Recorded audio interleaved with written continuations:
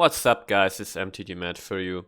And today we're taking a look at the cards in Monocolored, so outside of the colleges.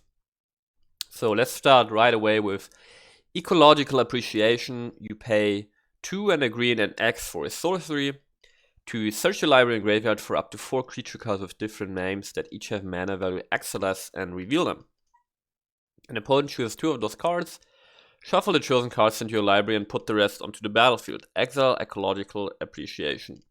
Now, I think the best way to evaluate this card is by thinking about at what cost of X does this card feel good. And I think this card feels good if X is at least equal to 3, because if X is equal to 3, you can search up 4 creatures with mana value 3 or less, right? Ideally, you choose 4 creatures that all have mana value 3. And then for 6 mana, you get 2 creatures on the battlefield which have each a mana value of 3. So you paid 6 mana to get 6 mana worth of value onto the board. But you got those from your library, so it's actually worth more, right? and then if X becomes bigger than 3, this gets even better, right? You're actually getting a net actually getting a net benefit in that is X is equals to 4, and you get 2 4-cost creatures. This means that for 7 mana, you get 8 mana of value on the battlefield. You know, it just keeps getting better with higher X's. So in order for this card to work, you ideally want a deck which can, has some ramp aspect, which can get easily some mana, and which has preferably higher mana value creatures in the deck. And right now, I think there isn't such a deck in Standard that is popular or successful, but I could see Ecological Appreciation spark some deck building around it, just because it's very, very good, where you try to, make a green deck with high CMC or like higher mana value creatures with some ramp in it, and just have value cards like Ecological Appreciation to help you along the way. You probably could even play this in like Gruul. I could see this being played there, because it's just an excellent top deck in the late game. In the early game, it can just get you some 1-drops, which is also nice. And I think that's the way to think about it. What I'm also thinking about when I look at this card is like Golgari Elves. I had the pleasure to build a pretty cool Golgari Elves deck when Kaldheim got released. And it was actually pretty powerful and pretty successful. And elves have a pretty easy time generating a lot of mana, so I could see like 2 copies of Ecological Appreciation in there. Just late game, you have a lot of mana, boom, appreciation. You cast it, get some nice elves on the board, and, to finish out the game. So that's some application for that. I think just because the card is really, really powerful, I would say that it's like a tier 3 card. If we find it, it's here. I think it's like in tier 3. It's going to see some play, some experimentation, but I don't think it's going to be like meta defining or anything. I think it's just going to be a really nice value card, a go-to card. And from my experience, I would say this is a typical card where people are going to experiment with it. And, you see some play here and there, and then people kind of will forget about it. And in that way, I think this card is probably going to be underestimated. And you're gonna see it here and there, but this card is going to hold a lot of, value, surprises, and so on, coming in upcoming expansion, because the bigger the creature pool, the better this card gets. So look out for this one. Next up, we got one of my favorite cards from the set is Professor Onyx. 6 mana Liliana Planeswalker, starting with 5 loyalty, and with the static ability of Magecraft. Whenever you cast or copy an instant or sorcery spell, each opponent loses 2 life and you gain 2 life. So, if you cast your removal spells, you counter spells, you drain your opponent, you gain some life, which is really, really good. And then you can +1 her to lose 1 life and look at the top 3 cards of the library and you put one of them into your hand and the rest into your graveyard. Then you can -3 her, so that each opponent sacrifices a creature with the greatest power among creatures the player controls. So you've got some removal here, it's not the greatest removal because this is only really good if your opponent has only one creature on the board usually, because if your opponent has more than one creature, then this won't really protect Liliana. But then her -8 says each opponent may discard a card. If they don't, they lose 3 lives. Repeat this process 6 more times. So a lot going on this Planeswalker, and what I like most about her is actually the static ability. And I think she's going to fit excellently in an Esper control deck or like a Dimir control deck. Probably preferably Dimir control deck, because in Dimir, you just have a bunch of removal spells in black and counter spells in blue. And then in the late game, you just cast Professor Onyx. You can protect her with counter spells, with removal spells. And every time you cast one of those, you just gain 2 life, your opponent loses 2 life, and every turn you +1 her, you're gaining card advantage with very good selection actually, because you select the card from the top 3 cards of your library. And then eventually you -8, and this should win you the game, right? And I could imagine her in the Dimir control Narfi deck, where you have Narfi as your win condition. You put Professor Onyx in there. She can occasionally, with a +1, mill Narfi into your graveyard, so that the milling yourself isn't even a downside. And overall, I just really like Professor Onyx. I think she's a cool card. That being said, she's 6 CMC, so she's quite hard to cast. Also, I don't think she's going to find her way into Sultai Ultimatum decks, because they're just better alternatives. So I'm also putting her in the tier 3 category. I think she's pretty good, but she's not going to be super meta-defying, super impactful. Next up, we got Crackle with Power. It's a red sorcery. You pay 2 red and 3 times X. And then Crackle with Power deals 5 times X damage to each of up to X targets. Now, to better understand this card, let's look at the most simple case for X equals 1. If X is equal to 1, you pay a total of 5 mana.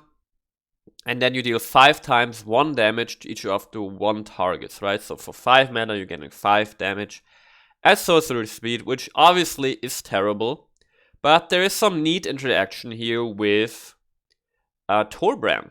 Torbran from Throne of Eldraine, the 4 mana legendary dwarf, which says whenever a red source you control would deal damage to an opponent, it deals that much damage +2 instead.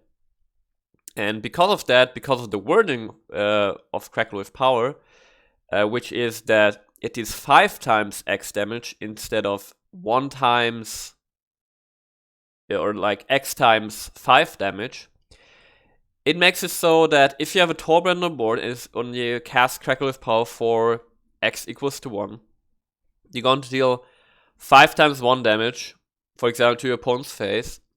And each of those 1 damage is going to be amplified by Torbran with an extra 2. So you can deal actually 5 times 3 damage to your opponent's face, for example, which is obviously, if you're playing red, if you're playing aggressive, if you're playing a burn deck, game ending.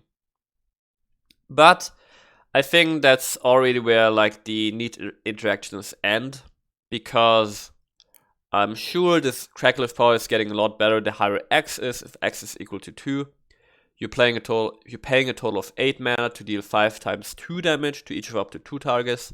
So it scales really well. And actually I have a deck on my channel where, you get a lot of mana with artifacts, and then you use your mana to pump it into like spells with X in its cost.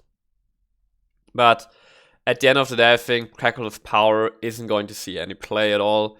Maybe this Torbran interaction is fine, and I don't know, there are some ways to ramp, but I just don't see this making the cut into any deck really. Because there are just better alternatives. It's sorcery speed, and you actually need a lot of mana to get it going. And the Torbran interaction alone won't make this work, I think. So I think this is like a tier 4 card. It might pop up here and there in very like fringe decks. At least in a janky burn deck where you try to exploit the action with Torbran. But I think that's about it. I think we're not going to see more play from that. Even like a Timur ramp deck, you just have better things to do, right? Next I've got Mavinda, Student's Advocate. 3 mana 2/3 Bird Advisor Flying. It's a legendary creature. And you can pay 0 mana so that you may cast target instant or sorcery card from your graveyard this turn. If this spell doesn't target creature you control, it costs 8 more to cast this way. If this spell would put into your graveyard, exile it instead. Activate only once each turn.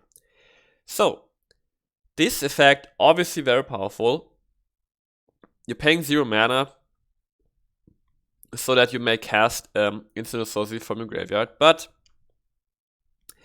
you're getting punished hard if those instant or sorceries don't target a creature you control. So, because you have to cast 8 more, which basically says you may not cast those spells unless you have ridiculous amounts of mana.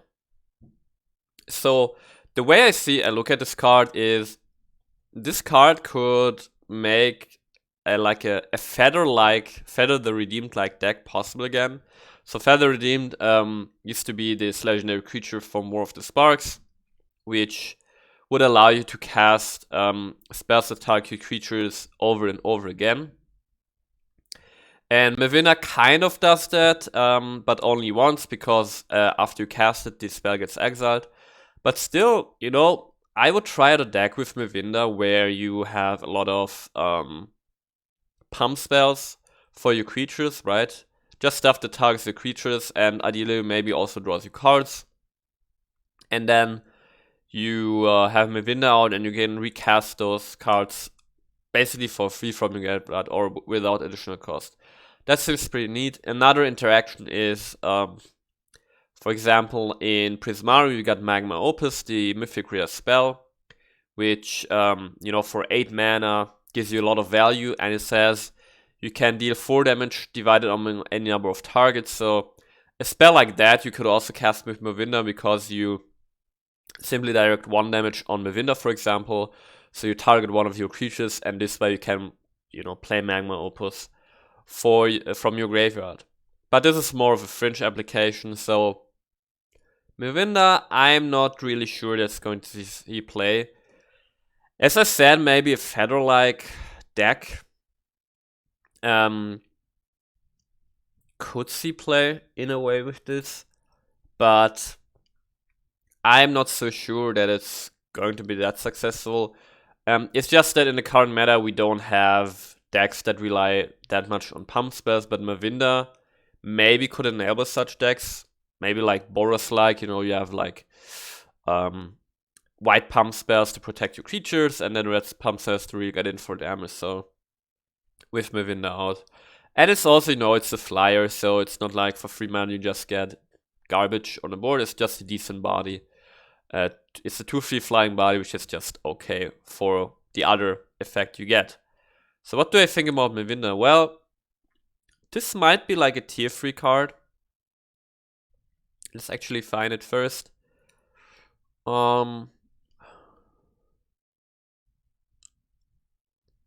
Where do we have Mavinda?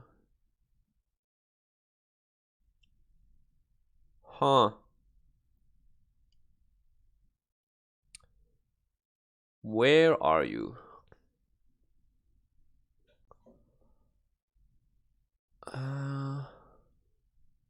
There we go. So Mavinda, I think it's going to see more play than Crackle of Power. Is it a tier 3 card? Hard to tell. I actually haven't looked at the pump spells that are in standard right now, but usually there are, there's a decent amount of pump spells in the meta always, or in standard. So this might be a tier 3 card, maybe just a tier 4 card. I want to be optimistic about this and give this like a tier 3 rating, but I'm really not sure about this one, so maybe like tier 4, tier 3. Next I got Accomplished Alchemist, 4 mana 2/5 Elf Druid. You can tap it to add 1 mana of any color, or tap it to add X mana of any one color where X is the amount of life you gain this turn.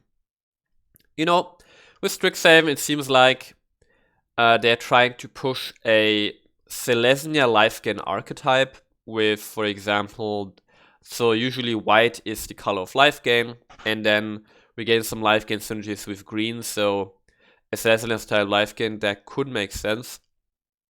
But then, if you have such a deck, I wonder why, for what would you put Accomplished Alchemist in that deck? You know, casting high CMC stuff, or like high mana value stuff with this. What comes to my mind, maybe something like Stormhammer Unleashed, where you can put a lot of mana into it and get going. That could be an option. But apart from that, I'm not sure this card is going to see a lot of play. I actually doubt it. So it definitely doesn't belong into an elf deck. If you play this, it's only for the life gain synergy. And then the question is simply, okay, if you can gain a lot of life in a turn, right? What do you use the mana from Accomplished Alchemist for? And I'm actually not sure, because I imagine a Selesnya life gain deck to be quite aggressive, working with 1/1 counters, going with the white board, so maybe not needing a lot of mana. So I'll put a question mark on this one. I'll put this into like the tier 4 category. I don't think we're going to see a lot of play from it. Next, I've got an exciting one, Archmage Emeritus, 4 mana, 2/2 human wizard with Magecraft. Whenever you cast a copy in an instant associate spell, draw a card. So, super powerful effect, obviously. Every time you cast a copy in an instant associate spell, draw a card. And I love this effect, but at the end of the day, let's be realistic here.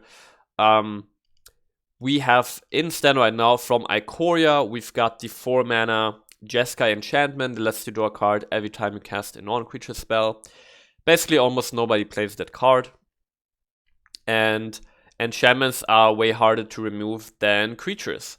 And Archmage Emeritus is a creature, is a 2/2, which is in current standard just the worst stat line, because Bone Crusher Giants are just everywhere, so this just dies to Storm. It also dies to Frostbites and so forth. And obviously to every other removal spell. So I simply think that you're going to cast this for 4 mana with no mana left over for a counter spell. It's just going to die immediately. And then you're really, really sad. Now, could I see this card being played on like turn 6 with 2 mana open with a counter spell? Is that worth it? Probably not, because 6 mana, if you're in blue, you can also cast something like an Aaron's Epiphany or other powerful spells. So, unfortunately, I have to say that Archmage Emeritus, I don't even know if it's tier 4 or just 0 play in Constructed. I think it's going to pop up here and there just because it's a powerful effect, but I think once the meta has settled, I don't think we're going to see any play from this, because it's just way too easy to remove. So it's hard. I think maybe 0 play in Constructed. It's possible. I know this sounds crazy because the effect is so powerful, but it just simply dies to everything. Literally dies to everything. So pretty hard to tell, actually. Then again, you figure out if you combine the Archmage with what's it called? With Mavinda, you can repeatedly cast stuff from graveyard and then draw cards from it, which is obviously pretty neat. So my gut instinct is telling me that this is like 0 playing Constructed. Maybe it's tier 4. Maybe. It's hard, man. Maybe I put this into tier 4, but I think me putting this in tier 4 is optimistic, actually. It's hard. I think I'm going to put it in 0 playing Constructed. That's just how I feel about it. It's just way too easy to remove, and at 4 mana you want to do impactful stuff. Because obviously you're probably playing this in a control deck, I guess.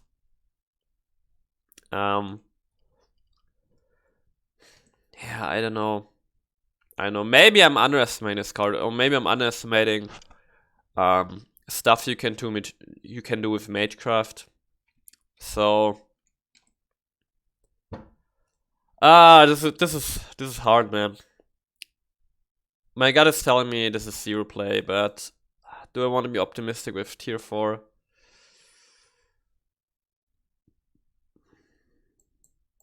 Okay, I'm trying to be optimistic. I don't know. I'm going to put this into 0 play. Just the way I feel about it. I want to be honest here. Next we got Baleful Mastery, 4 mana instant in black. You may pay 1 in black rather than pay the spell's mana cost. If the 1 in black cost was paid and opponent draws a card, exile target creature or planeswalker. Excellent card, absolutely outstanding. You can exile a creature. So first let's look at the worst case, okay? Exile target creature or planeswalker for 4 mana. It's not great, but it's absolutely fine. It's just a fine rate. You would be, if you remove something big, you're happy to pay 4 mana to exile something, because exile is so much better than destroy. So that's fine, but then you have the flexibility of being able to cast this for 2 mana, and sure, your opponent draws a card, but if you remove something that would kill you or is a real big threat, you don't care about that, right? You're just caring about removing this right now. And the 2 mana slot is such an important part of Magic, like control decks, because with 2 mana spells you can do, in a control deck, you can do multiple things in a turn, right? If you get to turn 4, at 2 mana, you can, for 2 mana, cast a counter spell and then cast a Baleful Mastery to remove a creature. So the 2 mana slot is very important in control decks, and because of that, I think Baleful Mastery is, where do we have it? I think it's a tier 1 card. It's maybe just a tier 2 one, but I'm having high hopes for this one. I would say this is a tier 1 card. It's just such premium removal for 2 mana, and the exile clause is actually relevant because we got stuff like Seasoned Hellblade running around, which is indestructible. So, or, you know, even something like an Onyx, which leaves tokens behind. If it dies, this exiles it. So Baleful Mastery for me is like a tier 1 card. I think it's going to go into a lot of decks as the go-to removal, right? Though, I gotta note that if, for example, the meta is very dependent on low mana value creatures, then it's probably, for example, just better to run an Eliminate, right? Because Eliminate also costs 2 mana.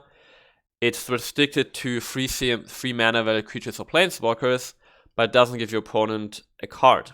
But it destroys, it doesn't exile. So, still, because of the exile and because of the flexibility, I think Baleful Mastery is a tier 1 card. Next time we got Conspiracy Theorist. 2 mana 2/2 human Shaman. Whenever it attacks, you may pay 1, discard a card if you do draw a card. And whenever you discard 1 or more non-land cards, you may exile 1 of them from your graveyard. If you do, you may cast it this turn. I think this card is absolutely terrible. I don't see a world or a deck where you would play this. You wouldn't play this in red aggro because it's too slow. You have to put mana into it to get the value out of it. And it also dies to anything at a 2 toughness stat line. I think this card is just absolutely terrible, and it's going to see 0 playing constructed. Next up we got Callous Blood Mage, 3 mana 2/1 Vampire Warlock. When it enters the battlefield, choose 1, create a 1/1 black and green pest creature token with, when this creature dies, you gain 1 life. You draw a card and you lose 1 life, or exile target player's graveyard. I think this card is an excellent sideboard card, mostly because of the exile target player's graveyard mode, because, you know, that this actually matters instead. Exiling someone's graveyard is relevant, you know, to get rid of Croxas or to avoid that your opponent is going to get his Demi Rogues back from the graveyard. So I could imagine a world where you just play Callous Blood Mage in your sideboard, to have it handy to exile somebody's graveyard, and then if you actually don't need it during the game, just play this for 3 mana, you have a body on the board, you can get a second body or draw a card and lose 1 life. So I think Callous Blood Mage, just a pretty cool sideboard card, and because of that I'm putting this in the tier 4 category. If I find it, there we go. This is tier 4. Actually, the more I think about it, the more I want to put Archmage Immeritus in like tier 4. Because the effect is just so powerful. I mean, once this gets going, it's just really good. Am I leaving this in tier 4? I think it's somewhere in between. Somewhere in between, actually. I don't know. Next deck, Devastate Mastery. One of my favorite cards from new set is 6 mana sorcery in white. And you may pay 2 double white rather than pay the spell's mana cost. If the 2 double white cost was paid, an opponent chooses up to 2 non-land permanents they control and returns them to their owner's hand, and you destroy all non-land permanents. So, very interesting board wipe that destroys everything. It's also flexible, and I think this card could see a lot of play, actually. Because the question is, well, if you're paying 4 mana, you want to wipe the board, but your opponent may return 2 things back to its hand. Is that significant of a downside? For example, if you're playing only against a creature deck, right?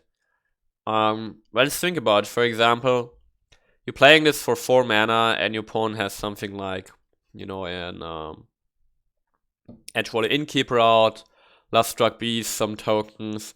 He's going to return the Edgewater Innkeeper back to the hand, and Luststruck Beast, and the tokens are going to die. And then he can actually recast the Adventure side of Luststruck Beast and so forth. But still, the board is just empty for the time being, right? And the longer the game goes on, the easier you can just cast this for 6 mana and simply destroy all non-land permanents to also get rid of stuff like Embercleave and so forth.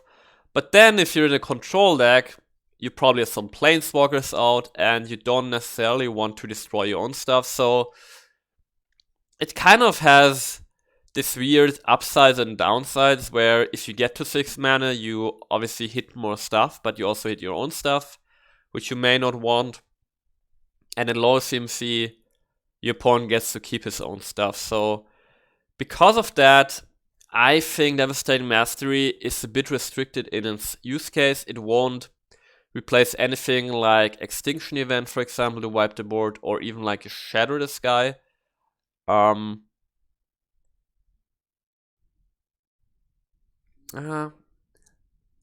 Yeah. So I think Devastating Mastery probably won't see a lot of play. Why I personally love this card is I want to build a deck where, you know, you have effects like Thief. We also got a non-Onduit Version for 8 mana in the meta. You just ramp a lot, and you yourself have indestructible stuff, right? And you cast stuff like Devastating Mastery on Inversion to just annoy your opponent, wipe their stuff, whilst your stuff is indestructible. I think that's a pretty cool game plan, which I want to follow. But it's more of a personal preference. All in all, Devastating Mastery,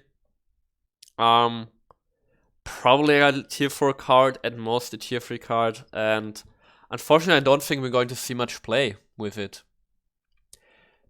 Mainly because even if you play this for playing this for 4 mana is fine to wipe the board, and I think it's not that relevant that your opponent gets stuff back to its hand. I think that's fine.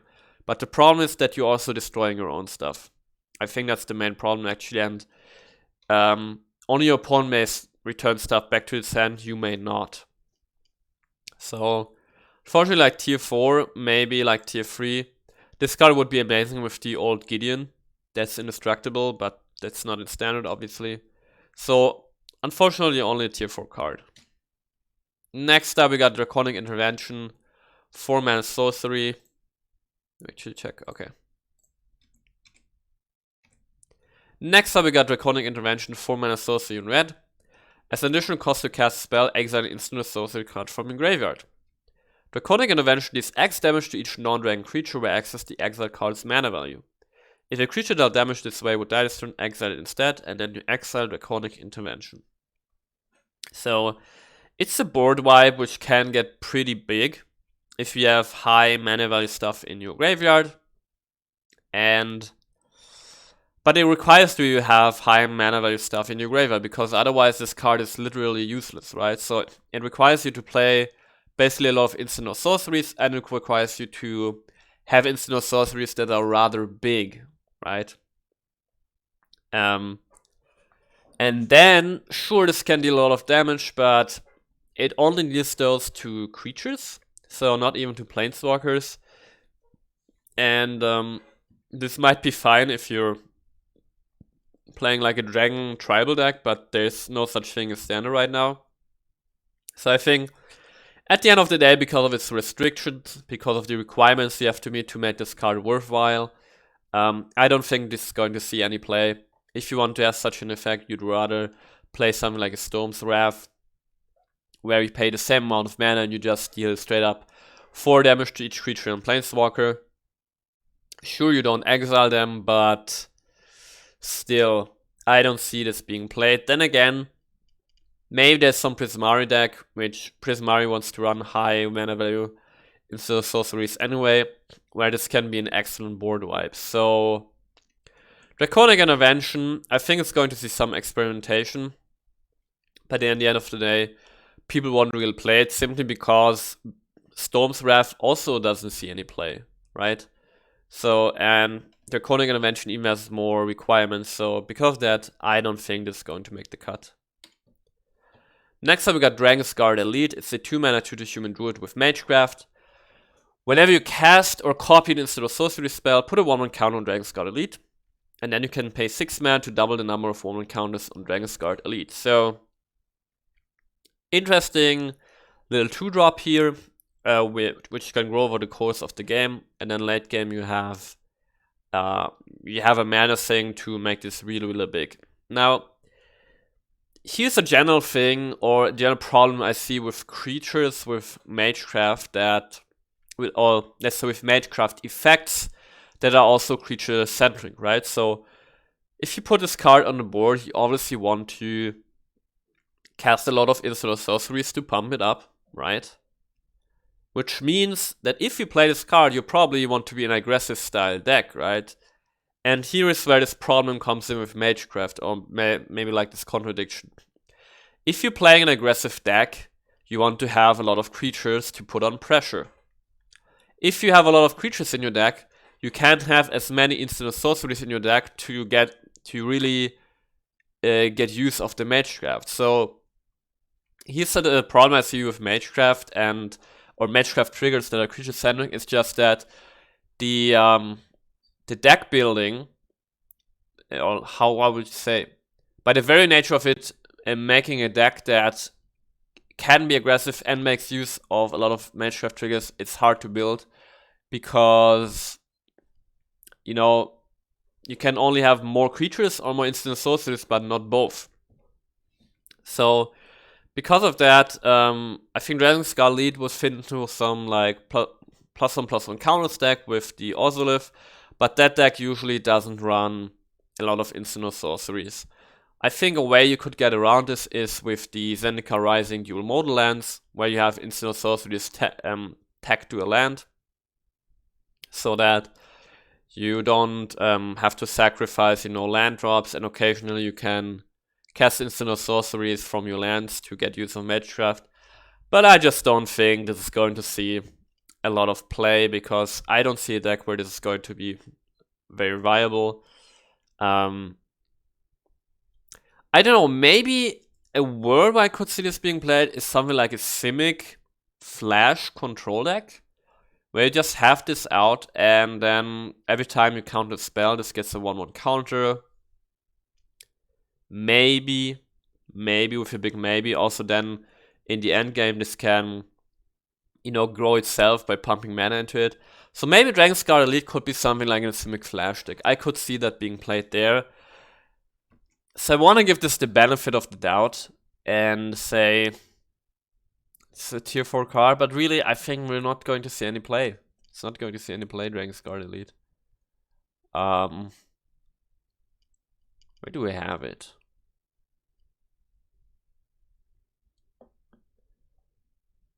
Where's my Dragonsguard Elite? There we go.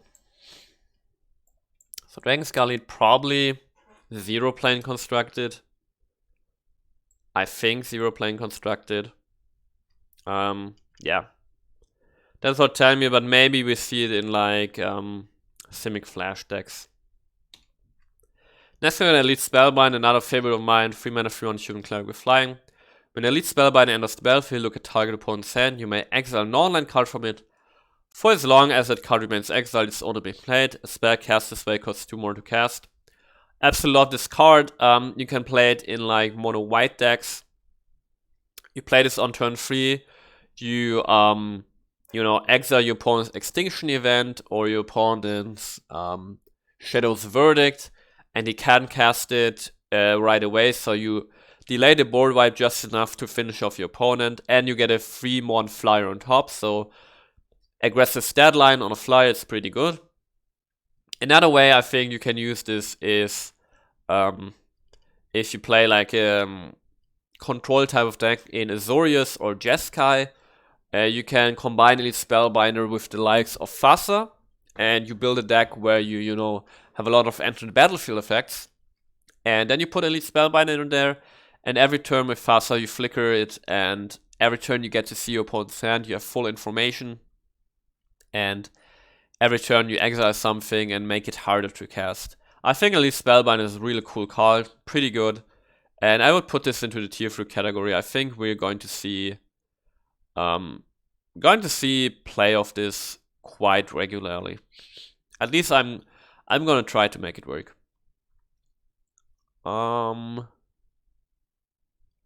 Where do we have it?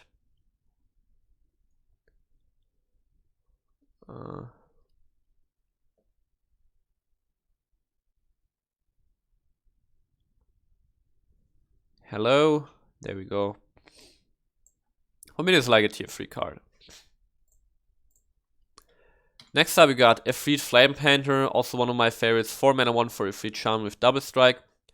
Whenever Efreet Flame Painter hits common damage to player, you may cast target instant or sorcery card from your graveyard without paying its mana cost. If the spell would be put in your graveyard, exile it instead. So, cheating out stuff just is always very, very powerful, and this guy here got double strike, which means if this gets in on your opponent, gets in twice, you can even cast 2 instant sorceries from your graveyard for free. And I'm going to build a whole deck around this creature only, because I think it's so cool, it's so powerful, and obviously you're paying 4 mana. It dies to anything, and then you have to make sure that it gets in, actually gets in the damage, because it's only got 1 power, so anything can block it and probably won't even die. So the way I imagine this being played is in like a Prismari deck, and you can probably potentially put this out on turn 3, because on turn 2 you discard your Magma Opus to create a treasure tome, and then on turn 3 you cast this, and then on turn 4 you have an Access Tunnel, which is a new land card from Strixhaven, where you can pay 3 mana and make a creature with power 3 or less unblockable this turn, and then this guy gets in twice and you get big value from the graveyard, and then continues to give you value every turn. I think this card is really awesome, really powerful. At the end of the day, because it's pretty slow and it requires specific setups to be worthwhile, I would say that this is like a tier 3 card, at least maybe also like a tier 2 card, because it's the effect is so powerful. So I want to put this in tier 3, but with potential to tier 2, just because it's so good. Next I've got Auric Lore Mage, 4 mana 3/3 human warlock in black. And you tap into such a library for a card, put it into your graveyard, then shuffle. If it's an instant or sorcery card, put a 1 counter on Auric Lore Mage. So this in a way synergizes with Efreet Flame Painter, right? You can tune up exactly something you want to have in the graveyard to then cast for free. So maybe something like Grixis control deck could see being played. But I think this card is actually quite good, because you're paying 0 mana for the effect, so you're really only paying the upfront 4 mana cost, and then every turn you can tap it, essentially allowing you to put it into your graveyard to either have direct synergies with the graveyard. For example, you can shoot up a Croxer, put it into a graveyard, and then cast it for its escape cost. So that's pretty cool in Rakdos. Or, as I said, you shoot up its instant sorcery to interact with it. Or shoot up any card as long as you have graveyard recursion to then get it back to your hand. I think Auric Mage, very specific, very powerful effect. And I would see this being played like as a 2-off in Rakdos, in experimentation, like with, as I said, like Grixis Control, and when you want to have instant sorcery in graveyard. I think this card is super cool, and I'm putting this in tier 3. Next we got Strict Proctor, 2 mana 1/3 Spirit Claim with Flying. And whenever a permanent entering the battlefield causes a triggered ability to trigger, counter that ability unless its controller pays 2. First off, really good sideboard card. This hits all permanents, which means this hits, for example, Sagas. If your opponent plays a Binding the Old Gods, this counters unless he pays 2, which is really good. Also, I haven't looked up specific cards, but keep in mind this. First, this applies to all permanents, and secondly, this applies to pure permanents as well. So, if you're playing any permanents with enter the battlefield effects or triggered effects that are bad for you, right, which have a downside tacked onto them, you can counter that with Strict Proctor. So, the most obvious example is Croxer. Strict Proctor, you have it out, you play Croxer, then triggered ability is sacrifice Croxer unless you escaped it. You just don't pay the 2 mana and Croxer stays on the board. Very powerful, obviously, and really nice against all types of Yorion decks. So Strict Proctor, pretty cool. I would also put this in like tier 3 category. It's at least a sideboard card, but depending on the meta, this could definitely be main deckable. And you, as I said,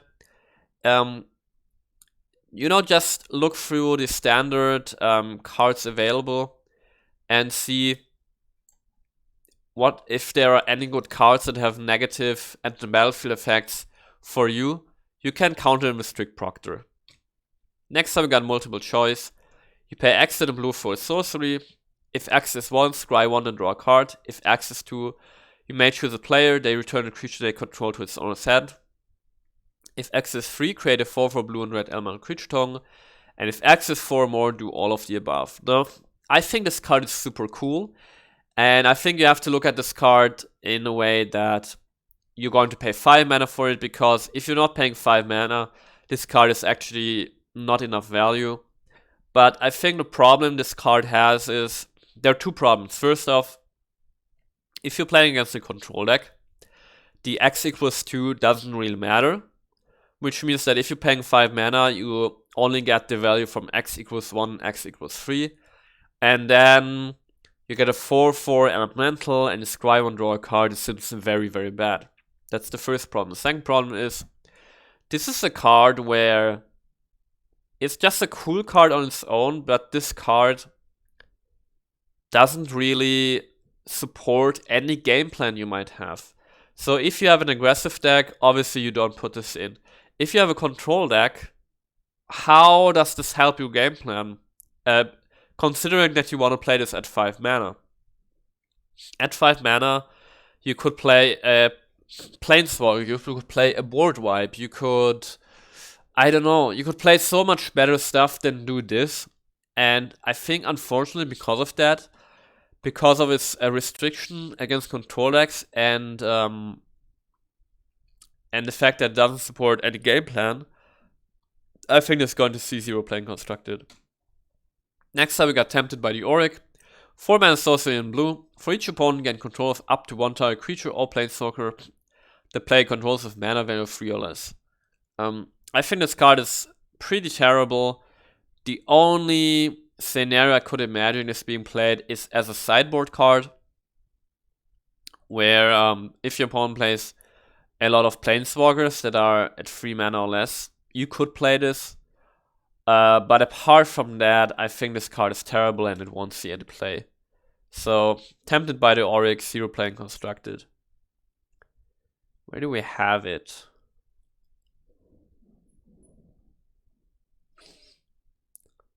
The tempted guy. What does it look like? Huh.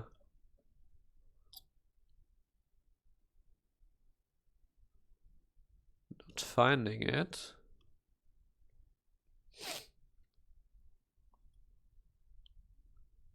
Huh.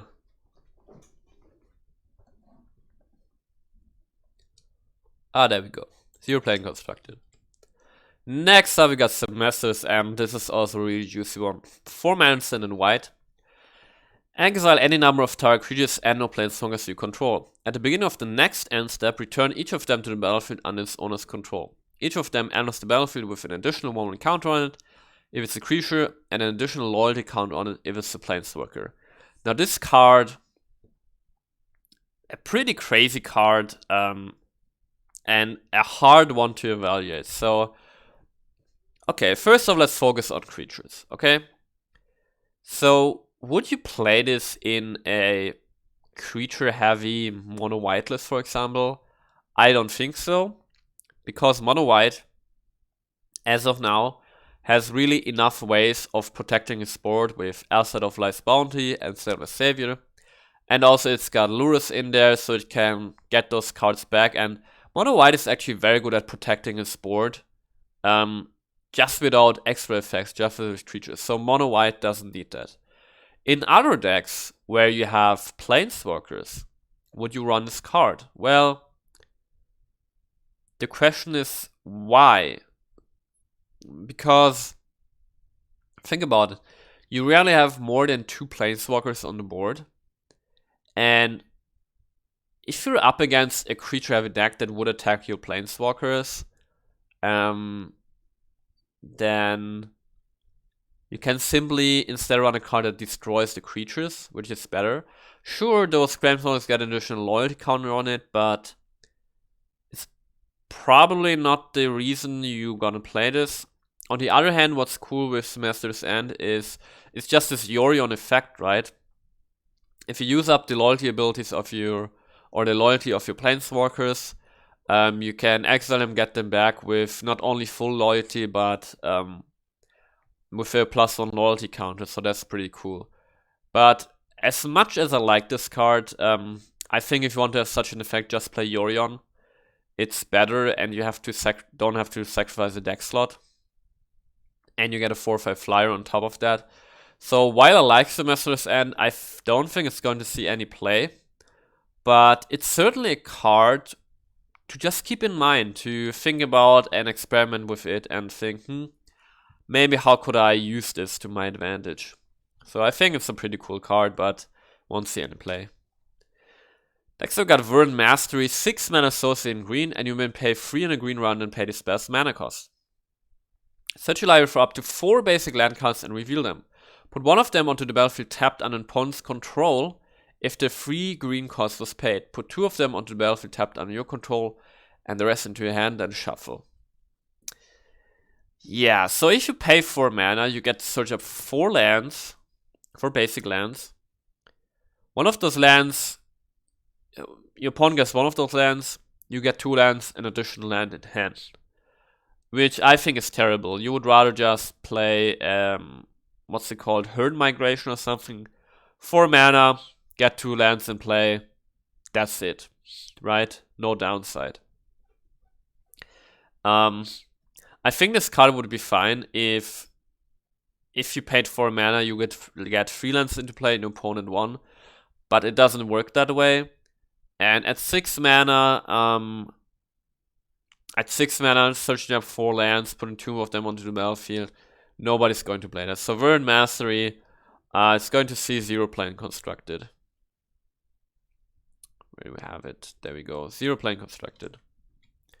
Next I've got Fervent Mastery, 5 mana associated in red. You may pay 2 red rather than pay the spell's mana cost. If the 2 red cost was paid, an opponent discards any number of cards, then draws that many cards. Search your library for up to 3 cards, put them into your hand, shuffle, then discard 3 cards at random. So, big gamble here if you pay the 5 mana cost for you, and if you pay the 4 mana cost, your opponent has a free, card filtering, card cycling effect. I would say, obviously, first off, paying the 4 mana is only 1 mana less than the 5 manas, and you're giving your opponent a lot of stuff. I think the 4 mana option is nice if your opponent has very few cards in hand, then you can consider 4 mana. Apart from that, you probably want to just cast this for 5 mana because it's just 1 mana more, right? And then you search your library for 3 cards and discard 3 cards at random. So I think the only way this card makes sense if you have graveyard synergies, maybe in like a Rector style deck, where you just search up cards and you're getting value out of cards no matter what because of graveyard recursion.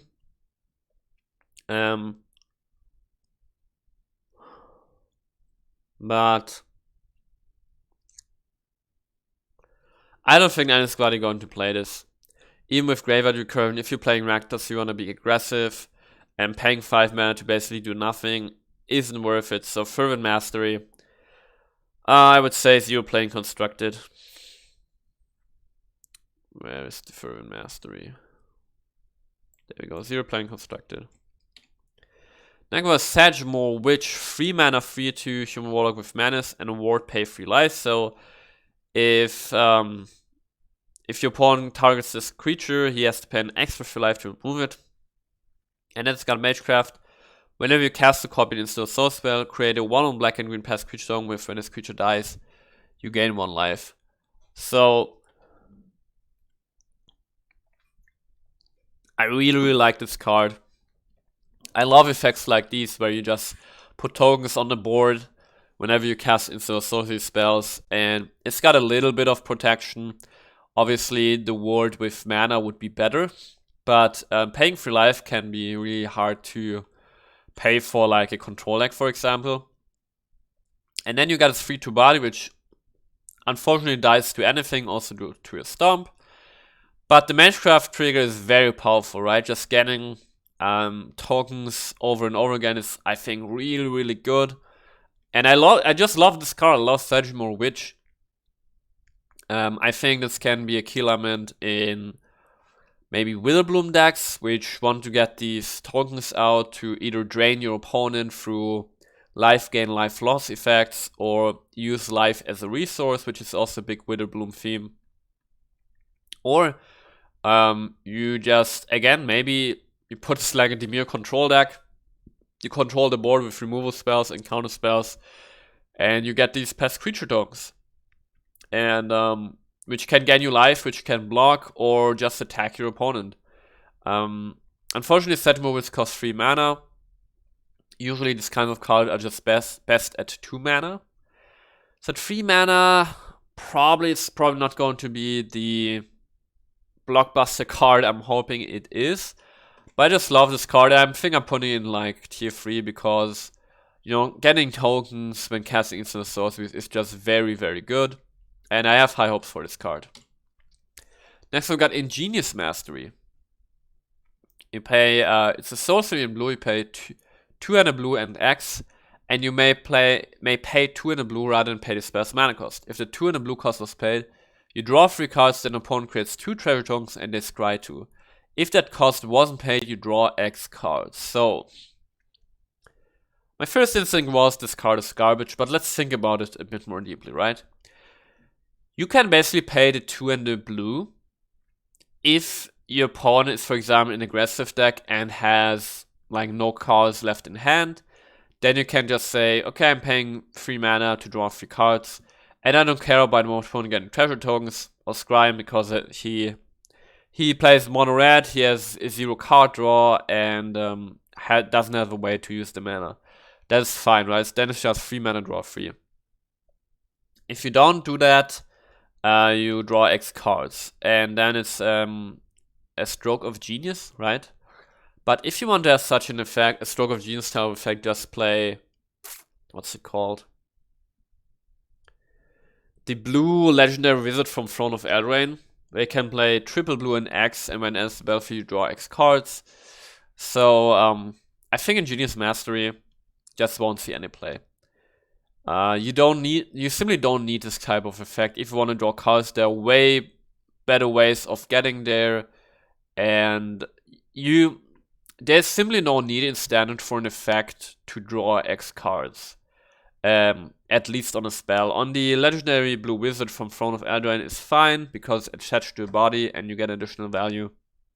But that guy doesn't see any play either, so Ingenious Mastery is 0 playing constructed. What does it look like? Okay. There we go, 0 playing constructed. Man, those masteries aren't really good. Next I got exponential growth. You pay XX and green for a sorcery. Until end of turn, double target creature's power X times. So if you pay X equals 1, you double target creature's power for 4 mana, which is absolutely terrible. If you pay X equals 2, you quadruple target creature's power, but you pay 6 mana. Yeah, nobody's going to play this. Way too expensive, way too narrow. We have a 2 mana effect out, double target creature's power at 2 mana right now, in red, at instant speed. I've seen this card sometimes, but not that often. It's going to see 0 play. Alright, we got through all rares of Myth Dragons Monocolored. Now we're going to uncommons and commons. Next up we got Ardent Dustspeaker, 5 mana 3/4, Minotaur Shaman. Whenever Ardent Dustspeaker attacks, you may put an instant or solo card from the graveyard on the bottom of your library. If you do exile the top 2 cards of your library, you may play those cards this turn. Pretty interesting, pretty cool effect. Won't see it in play in Standard, but in Limited this can actually be quite cool, I think. Ardent Dustspeaker.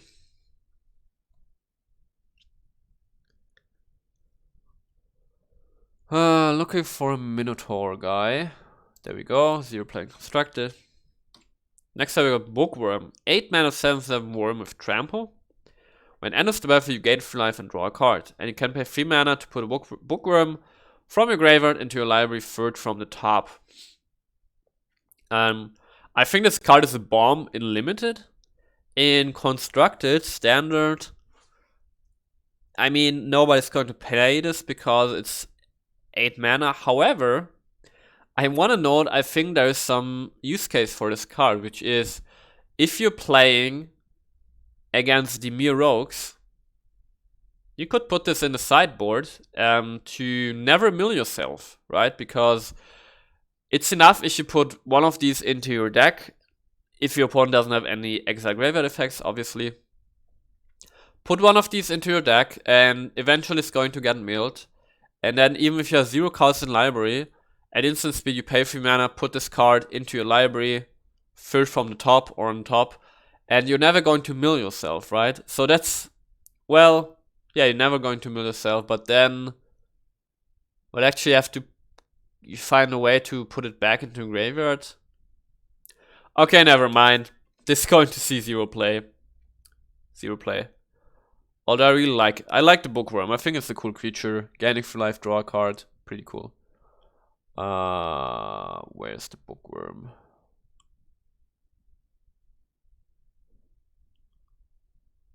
What does it look like? There you go, 0 playing constructed. Next I got Brackish Trudge, 3 mana 4/2 Fungus Beast. Enters the battlefield tapped, and you can pay 2 to return from the graveyard to your hand. Activate only if you gain life this turn. Yeah, 0 playing constructed. Play. This is getting faster now with the uncommons. Clever Lumimancer. You pay 1 mana for a human wizard. It's a 0/1, and then it's got Magecraft. Whenever you cast or copy an instant or sorcery spell, Clever Lumimancer gets +2/+2 on the end of turn. So pretty cool 1-drop here for Magecraft-centric aggressive decks. I could see this being played in like Silver Quill aggressive decks, or in just mono-white Magecraft style decks. So I think Clever Lumimancer is a very nice 1-drop. It's definitely going to see some play. This could be tier 3, even tier 2, I think. You know, depending on whether Magecraft decks are good and aggressive. This could be a tier 2 card actually, if those become popular. Next we got Detention Vortex. 1 white, enchantment aura, enchant non-permanent. Enchant permanent can't attack or block, and its activated abilities can be activated.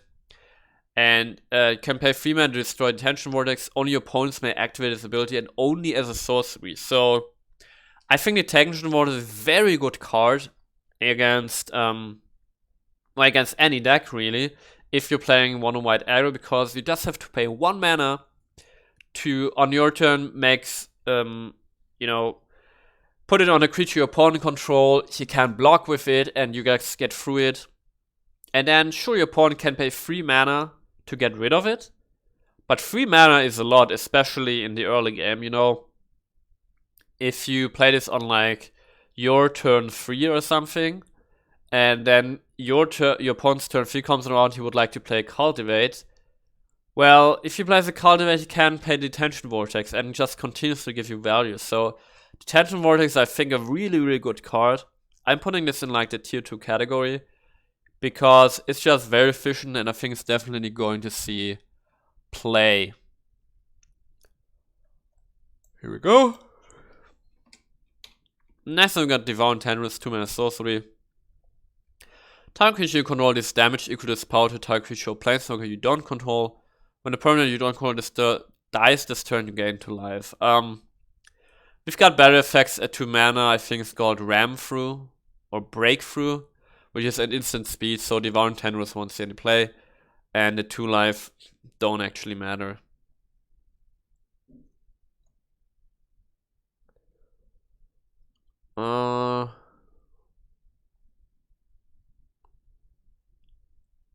There we go.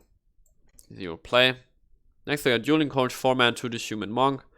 When it enters the battlefield, put a 1 counter target creature, and can pay 5 and tap it, put a 1 counter on each creature you control with a 1 counter on it. See you playing Constructed, but might see some playing Limited. Next up we got Emergent Sequence, 2 mana sorcery in green. Search your library for a basic land card, put it onto the battlefield, tap, then shuffle. That land becomes a 0/0 green and blue fractal creature that's still land. Put a 1/1 counter on it for each land you had enter the battlefield and you control this turn. So this card, very interesting. A 2 mana search up a land card, put it onto the battlefield ramp, but it becomes a creature.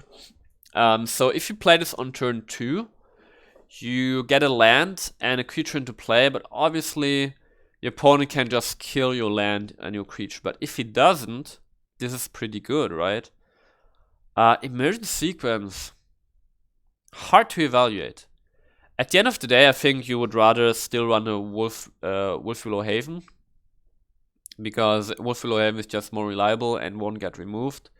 So unfortunately, I think Emergent Sequence won't make the cut, but it's just a very unique and cool effect, and you know, gives you a landfall trigger. If you have, you know, this card can actually be, imagine turn 3. Play a Fabled Passage, crack it, get another land on the battlefield, play Emergent Sequence. You had 3 lands enter your battlefield this turn. You get a 3/3 on the board for 2 mana, which is also a land, but, you know, it's gonna get removed, or, well, against aggressive decks, probably not, but I don't know about this card. I don't think this is going to... maybe this is a tier 4 card. I think people will experiment with it and then realize that Wolfwillow Haven is just better. So, at the end of the day, I think it's like a tier 5 card, tier 4 card, or 0 playing Constructed. I think it's going to see 0 playing Constructed once the meta has settled. Next I got a big spelly Explosive Welcome, 8 mana instant in red. Explosive Welcome deals 5 damage to any target and 3 damage to any other target at triple red. So this is another big payoff card to cast for free from the graveyard with Efreet Flame Painter. Is that called Efreet Flame Painter? Let's actually look. Where's that guy? Yes, Efreet Flame Painter. This is another big payoff card.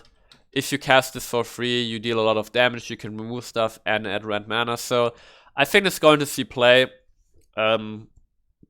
Just because you want to discard this into your graveyard. And because I think we're gonna see this card at least at tier 4, maybe at tier 3. Arguably, there are a lot of good high mana value cards or instant sorceries we're getting. So I'm putting this in tier 4, but I think it's going to see some play. Next, we've got Flunk, 2 mana instant. Target creature gets -X on the end of turn, where X is 7, minus the number of cards in a creature's controller's hand. So, let's imagine you're playing against an aggressive deck, okay? You're playing, let's say it's like, your opponent has played his turn 2, it's your turn 2, and then your opponent has 2 creatures on the board, he's got like, what is there, like 4 cards in hand, right? Your turn 2 comes around, so this would give -X, -3. And the next turn, your opponent draws a card, he plays a land, he's back to 4 cards, and then he plays something else. So he's down to 3 cards, then this deals -4. Yeah, maybe Flunk. I think this is a nice sideboard card. Very good sideboard card against aggressive decks, actually. So Flunk, I would put this at tier 4 as a sideboard. I think as a sideboard it's actually pretty good. So, where do we have it?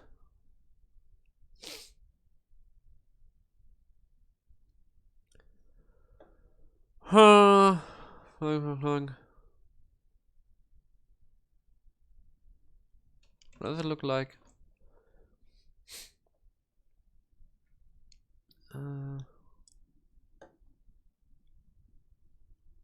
There we go. I think this is a tier 4 card. Next thing I got Fortifying Drought. 1 green instant, you gain 2 life, target creature gets +X on the end of turn. Makes this the amount of life you gain this turn. So, you know, if Celestial life gain is going to be a thing, I think Fortifying Drought can be really something, because this can easily be in a turn, be 1 mana, give a creature +4/+4, +5/+5, potentially. So Fortifying Drought, I think might see some fringe play in you know, like Celestial life gain decks. Next I got Go Blank, 3 mana Sorcery in black, target player discards 2 cards, then exile all cards from the player's graveyard.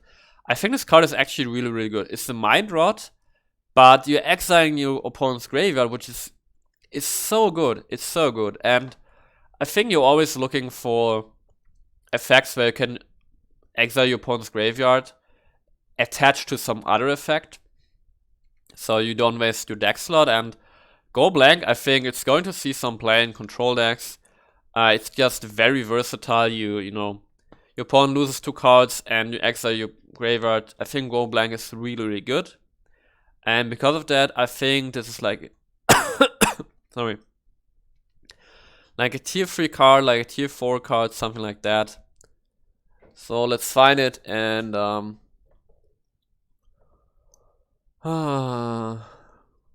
where is it? There we go. Is this like a tier 3 card? I think this could be a tier 3 card. Tier 4, tier 3. Put this into tier 4, but I think Go Blank has a lot of upside potential.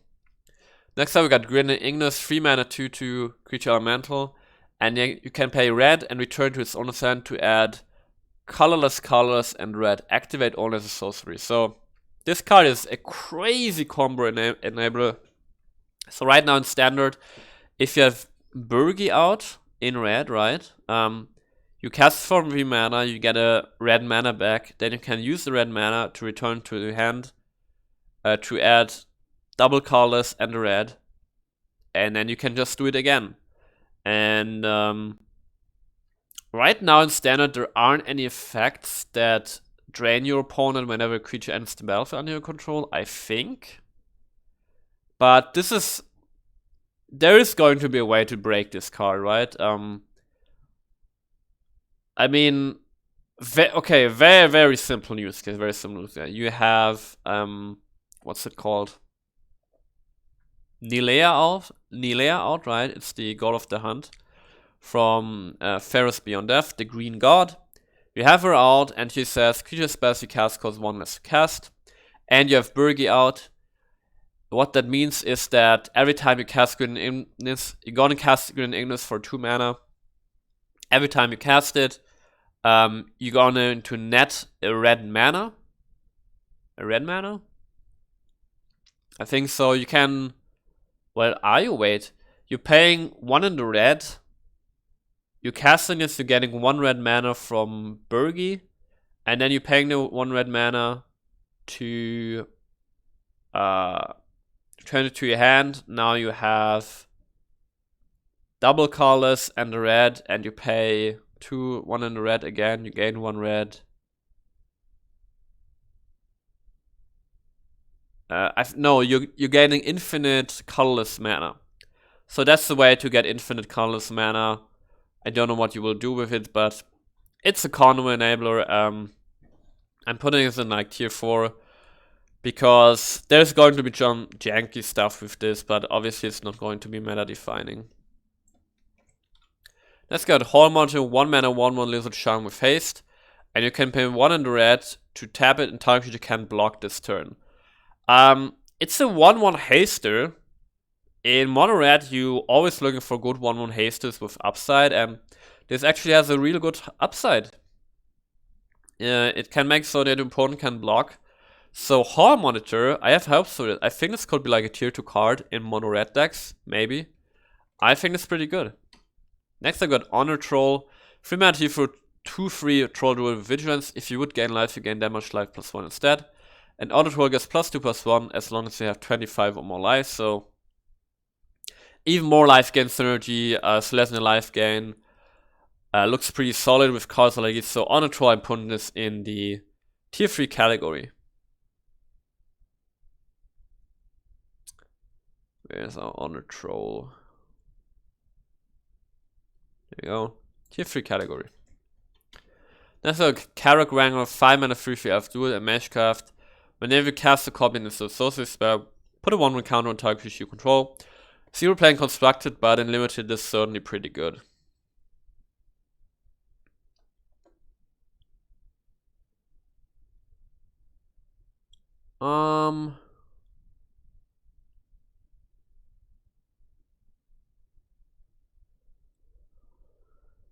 Where do we have the guy?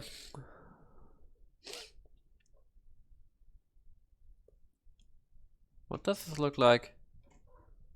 Like crocodile. Ah, there we go. 0 playing constructed. Next I got Mage Hunter, 4 mana 3/4 horror. Whenever an opponent casts a copy in its sorcery spell, they lose 1 life. This is at most going to be a sideboard card, but even at that, I don't think it's going to see any play. I think this could see play if you would also gain 1 life, but Mage Hunter, I don't think will make the cut. Next we got Kelpie Guide, 3 mana 2/2 beast. Tap, untap another target permanent you control, or tap target permanent, activate only if you control 8 or more lands. So Kelpie Guide, very interesting card. Just in general, having the effect to untap any other permanent you control can be very powerful with activate abilities. Obviously, with lands, you just ramp a bit. So Kelpie Guide dies to anything, but I think there are definitely some use cases, so watch out for this card. I'm gonna put this in a 0 play category, but there are certainly ways to really make use of this card and really abuse this. So maybe this is like a tier 4 card because it's going to see some fringe combo-y play. I'm putting this in tier 4. Next I've got Mascot Interception. 4 mana sorcery. This spell costs 3 less to cast if it targets a creature token. And you gain control of target creature on the end of turn. Untap that creature, it gets +2/+0. And haste on the end of turn. Yeah, this is going to see 0 playing constructed. Pretty terrible card. If you want to steal tokens, just play Claiming the Firstborn. Let's go to Master Scimitars, 4 mana 4/4 Rhino Druid with Reach. Whenever a creature you control with power equal to its toughness attacks, it gains trample on the end of turn. 0 playing constructed, pretty terrible card. Here we go. Next I got Secret Rendezvous, 3 mana sorcery in white. You and target opponent each draw 3 cards. I think this card will be playable if Narset was still in standard. That makes so your opponent can draw cards. As is, in standard constructed, it's going to see 0 play. It's just that you're paying 3 mana to give your opponent a huge advantage, which he gets for free, so it's really, really bad.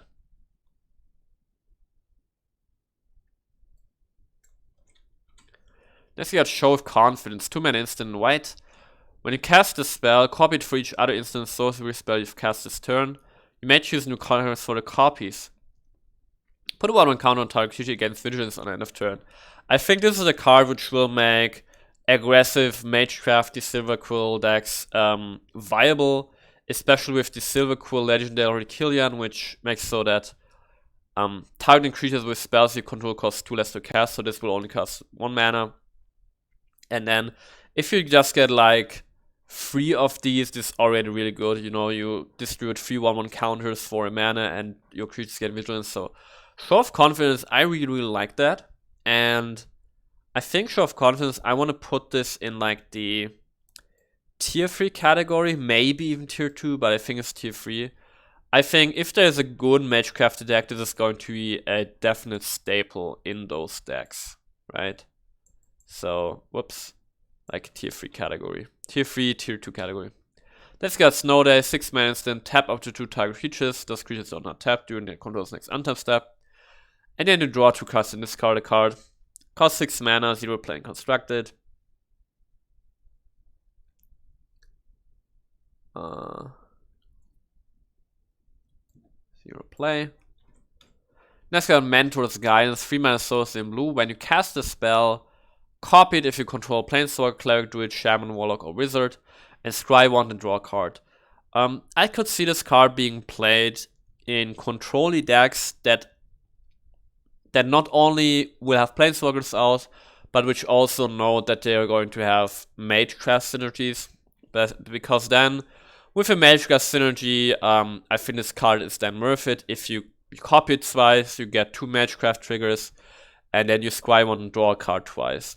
Other than that, this obviously wouldn't see any play because it's just an opt for 2 more mana and at sorcery speed. So, Mentor's Guidance, I'm putting this in like tier 4. I think it could be a really cool card in the right deck, but in the right deck only.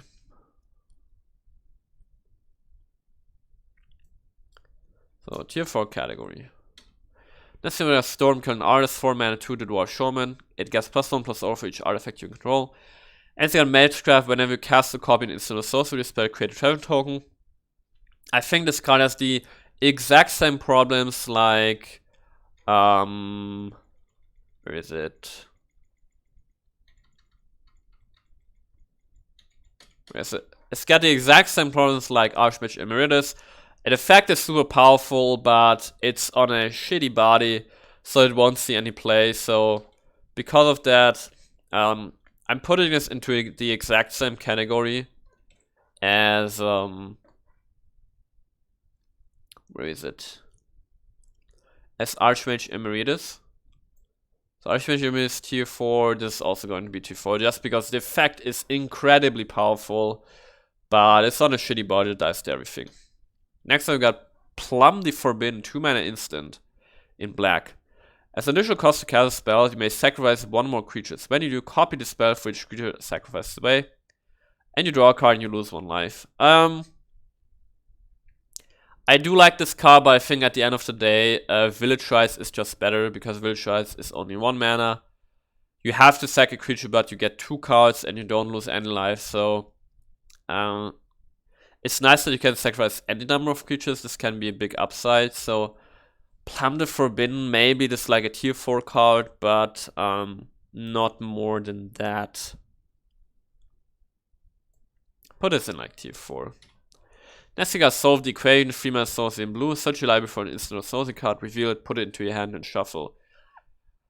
I think this card could see play as a one-off in specific decks that want to cast big splashy stuff, because it's tutor anything, which is really good. So just because the effect's so powerful, I'm putting this in like the tier 4 category. It's the same with like the Search of Enchantment card, right? Can occasionally see play, but yeah. Probably the Land from Zendikar Rising, where you can look at the top 6 cards of your library And getting instant sorcery card from there is just better because it's attached to a land, and this is just a sorcery. So some of the equation probably going to see 0 play. Actually, I think some of the equation is going to see 0 play because there won't be any like combo-tastic decks. You want to search up something that, yeah, you just have more card draw. I think that's better. So I think maybe it's like a tier 4 card, maybe. Yeah, I think this can see some experimentation. It's right between 0 play and some play, maybe. But probably 0 play. Next we got Test of Talents, 2-mana instant. Counter target instant or sorcery spell, search its controller's graveyard, hand, and library for any number of cards with the same name as the spell and exile them. The player shuffles, then draws a card for each card exiled from their hand this way. Absolutely powerful, awesome sideboard card. I'm putting this in actually tier 3. I don't think you would mainboard this. You're gonna put this into the sideboard. This just destroys Emergent Ultimatum decks. You counter the Emergent Ultimatum and exile all other Emergent Ultimatums, and then you just win the game. So I think because it's so meta relevant, I'm putting this in the tier 3 category. Next we got Simility Sage, 1-mana 0/2 human wizard in blue with flying. And Magecraft, whenever you cast a copy in instant authority spell, target creature you control has base power 2 until end of turn. Is there going to be like an Azorius Magecraft deck? Maybe. And then this would be a... This actually would be a 1-drop, which on turn 2 with an instant authority could make into a 2/2 flyer. So Symmetry Sage, I think, has some merit. I'm gonna put Symmetry Sage in like the tier 3 category. Because I think if there is a good aggressive Magecraft deck, this goes in there as a 1-drop, right? Your 1-drop is going to be the Symmetry Sage and the other 1-drop, what was it? What's it called? The Cloud Lumens. So that would be your 1-drops to start with. So Symmetry Sage probably pretty good. Next we got Umbral Duke. 3-mana instant in black, choose one, target player sacrifice a creature or planeswalker, or create a 2/1 white to black inkling creature strong with flying. I think this card could see some play because it's so flexible. You have to time it correctly, right? Obviously, if your opponent only has one thing on the board, one creature, one planeswalker, this is just very, very good because then this becomes a Soul Shatter. Or otherwise, you can just create a 2/1 flyer to get in for some damage. So Umbral Duke, I think people are going to try to use this. And where do we put this? This is like tier 4 or tier 3.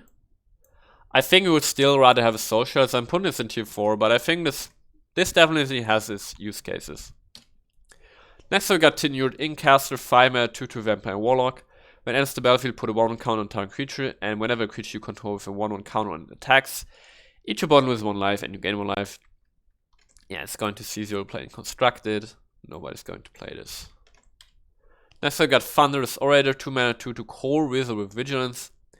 And whenever it attacks against flying on the end of turn, if you control a creature flying, and the same is true for First Strike, Double Strike, Death Touch, Indestructible, Lifelink, Menace, and Trample. I think this can go definitely into the current mono white decks because you know, you play your 1-drop, you play your Thunderous Orator on 2, and on 3 you equip your 1-drop with your Maul of the Skyclays, and then Thunderous Orator has, when it attacks, Vigilance, Flying, and First Strike, and it's just a very solid 2-drop in that way. So Thunderous Orator, I'm putting this in like the tier 3 category because there are actually a lot of keywords running around, and I think this can see play in that regard. I think it's a solid card. It could see some play in mono white decks. Maybe it's like tier 4 actually.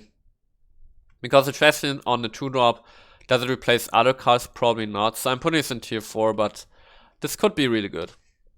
Next we have Stonebind Familiar, 1-mana 1 Spirit Dog. And whenever one or more cards are put into exile during your turn, put a 1/1 counter Stonebind Familiar. This ability triggers only once each turn. Absolutely terrible card. Won't see any play in Constructed.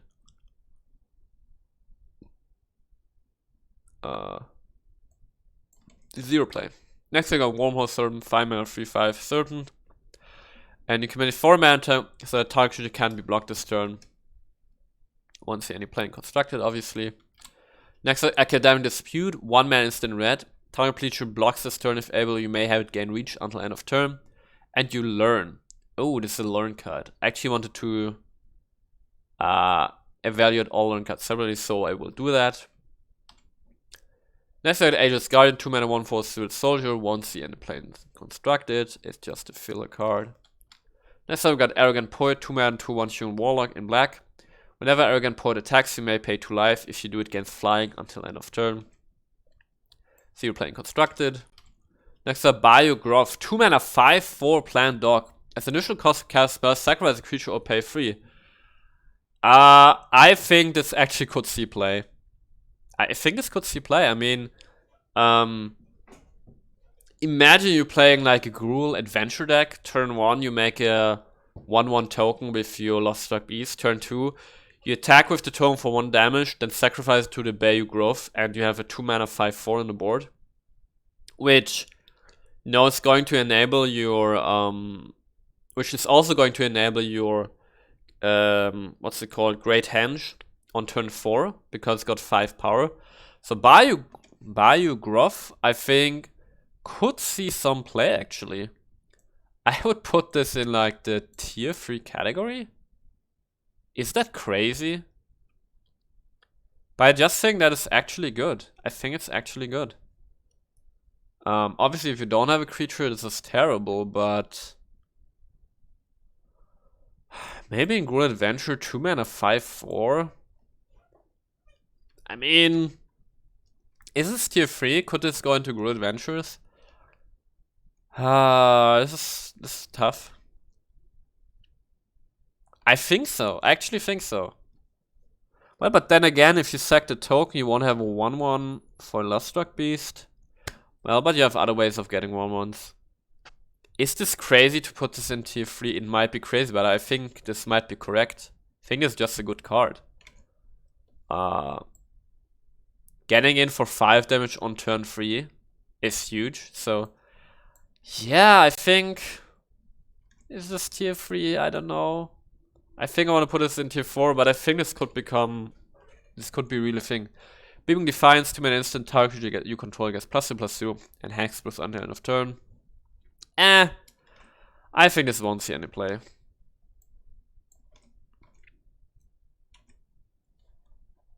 Okay. Next time we got Big Play, 2 mana instant, target gets +2/+2 until end of turn. And gains reach, put a 1 counter on it. Yeah, we'll see 0 play. Now the wheels are getting faster. 0 play. Next we got Blood Mage General, 2 mana 2/2 Spirit Warrior. You can tap it and attack with spirits to get +1/+1 at the end of turn. Won't see any play.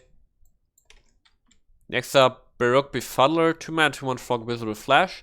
When it ends the battlefield, target creature and opponent controls gets -1/-1 till end of turn.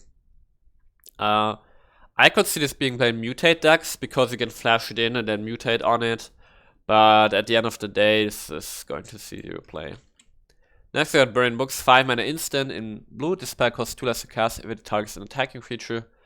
And put target creature into its owner's library second from the top. Won't see any play. Next we got Charge Through, 1 mana instant green. Target creature against trample at the end of turn. Draw a card. 0 playing constructed.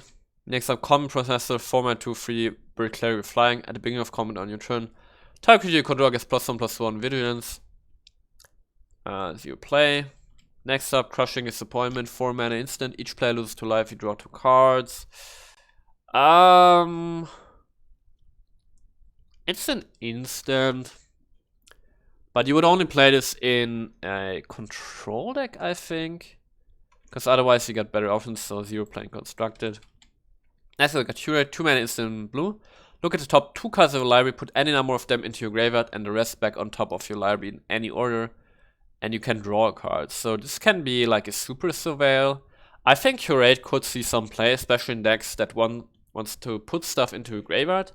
I think Curate is very, very good there, especially at instant speed. So Curate, I would put this in the tier 4 category. I think this has definitely some play because For 2 mana, looking at the top 2 cards and saying, you know what, I don't like either of these, and I actually would like to have them in the graveyard, and I'm gonna put them there.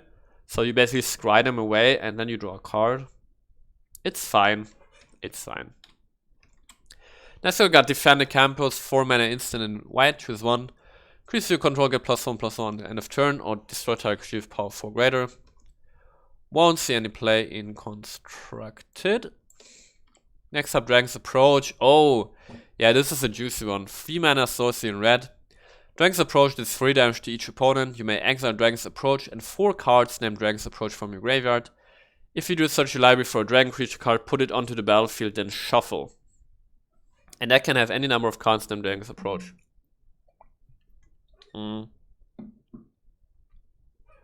So, unfortunately, this will see 0 play in Constructed because it's way too costly. You actually have to draw 5 Dragon's Approaches before you get a payoff. And then you get a dragon on the board, and by then you spent 15 mana. You know what you can do with 15 mana?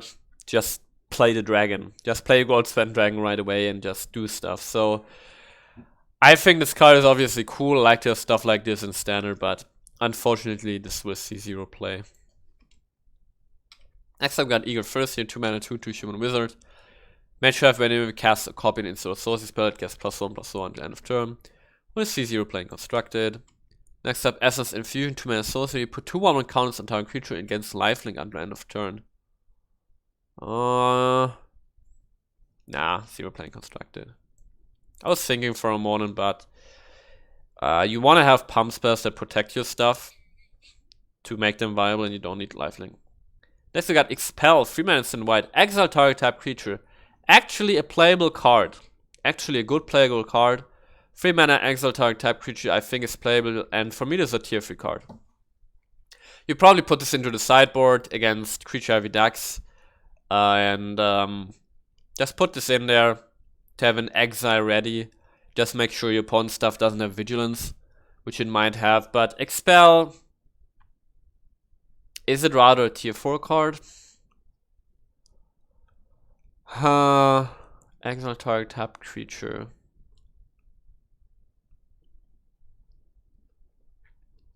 I mean, there's some stuff having vigilance these days, so I think there's a problem. I think Expel actually might see 0 play, just because at 3 mana you can do other stuff, and not all creatures are getting tapped when attacking. There's like the 1 mana cleric that makes Angelus that has vigilance. Then we got Harvard God of Battle can give creatures vigilance.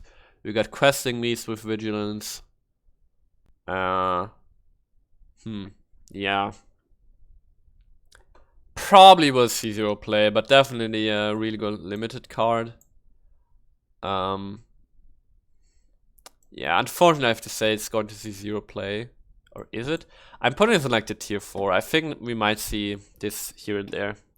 Next we got Frost Trickster, 3 mana 2/2. Bird Wizard with Flying. When it enters the battlefield, tap target creature and opponent controls. Creature doesn't untap. 0 playing Constructed. Next up, Fuming Effigy, 4 mana 4/3. Whenever one of our cards leave your graveyard, Fuming Effigy deals 1 damage to each opponent. 0 playing Constructed. Next up, Heated Debate, 3 mana instant. This spell can be counted and deals 4 damage to target creature or planeswalker. This could be like a sideboard card in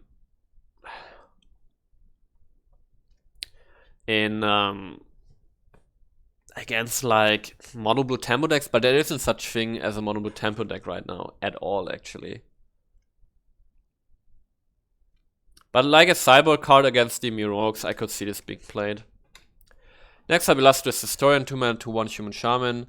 Can pay 5 and exile it from the graveyard to create a 3/2 tapped 3/2 red and white spirit creature token. 0 playing Constructed. Next up, Leech Fanatic, 2 mana 2/2. Has lifelink in your turn, 0 playing Constructed. Next up, Leyline Invocation, a 6 mana sorcery, create a 0/0 green and blue fractal creature token. Put X1 and counters on the direct number of lands you control. Yeah, better option, 0 playing Constructed.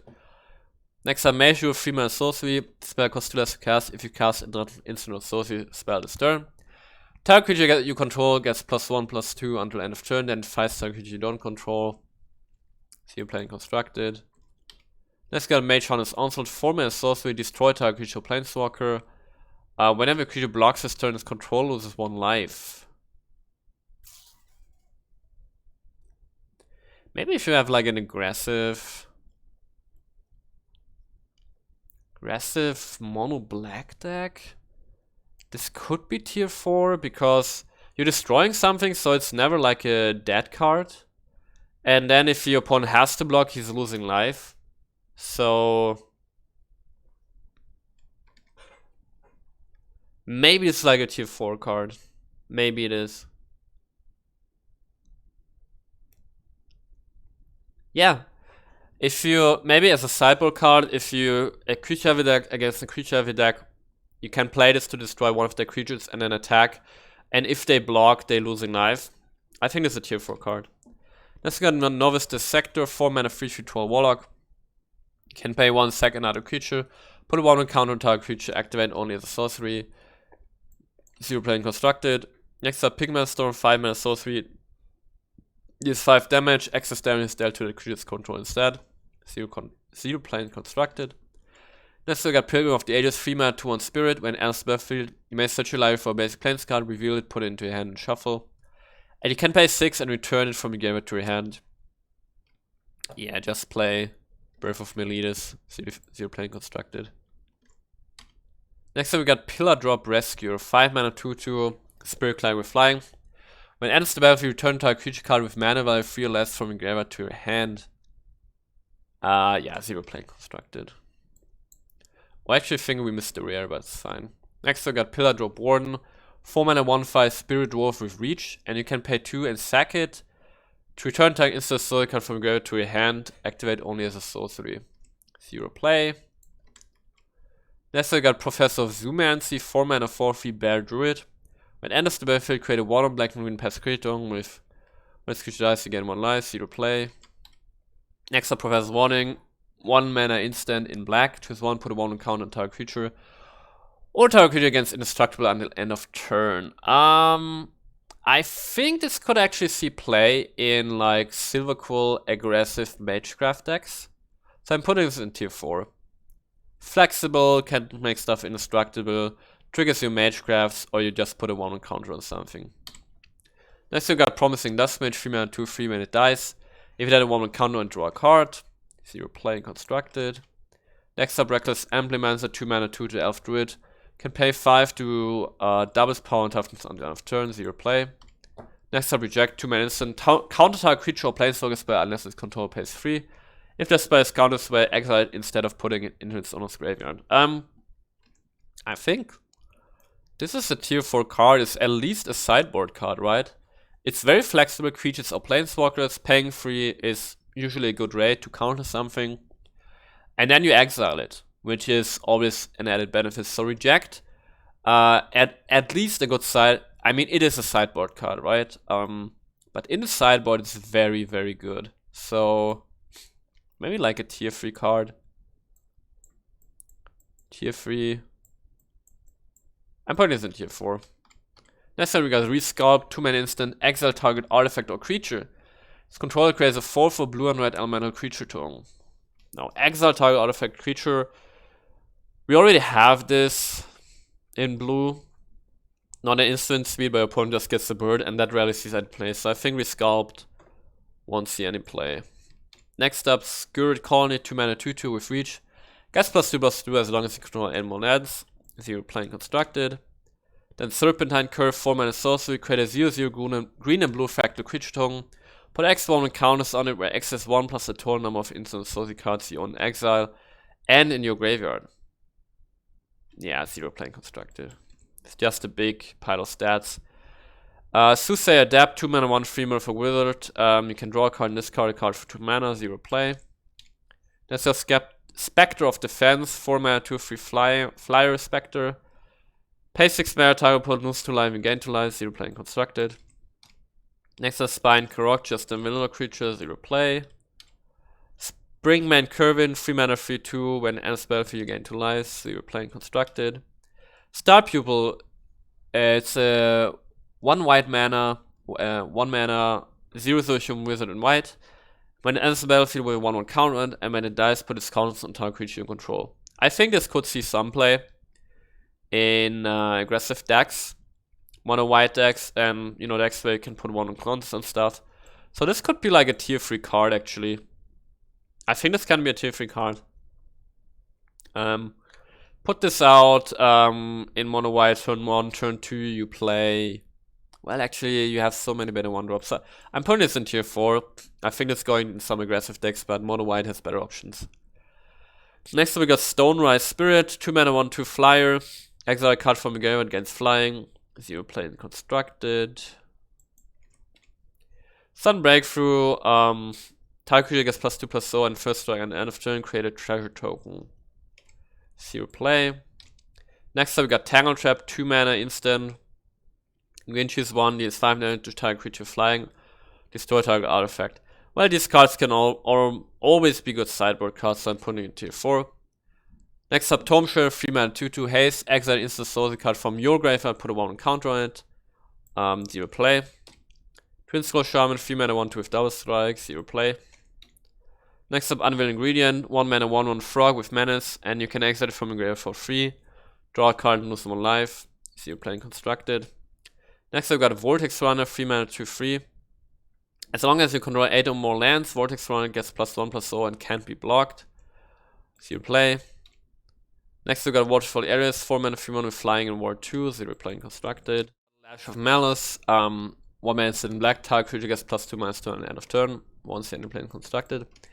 And last card, it's a rare I forgot. It's Leon in Lightscape, 2 mana 2 to Cat Clerk with Magecraft. Whenever you cast a copy in instant or sorcery spell, creatures you control get +1/+1 until the end of turn. Well, if you play an aggressive Magecraft deck, obviously put the Leon in Lightscape in there. The effect is very good actually, very powerful. As soon as turn 3 you can really go off and get some big triggers. So Leon in Lightscape, I would put this in like, I would put this tier 3 category. I think if those Magecraft decks are good, it's also going to be stable, so I'm putting this in tier 3. And that's it for the Monocolored decks. Stay tuned for the rest of the card reviews. Hope you guys enjoyed this, these reviews, and I'll see you guys soon. Hey there, thanks for watching. If you enjoyed this kind of content and want to see more fresh decks and standard meta decks, please consider subscribing. I would really appreciate it, and I see you guys soon.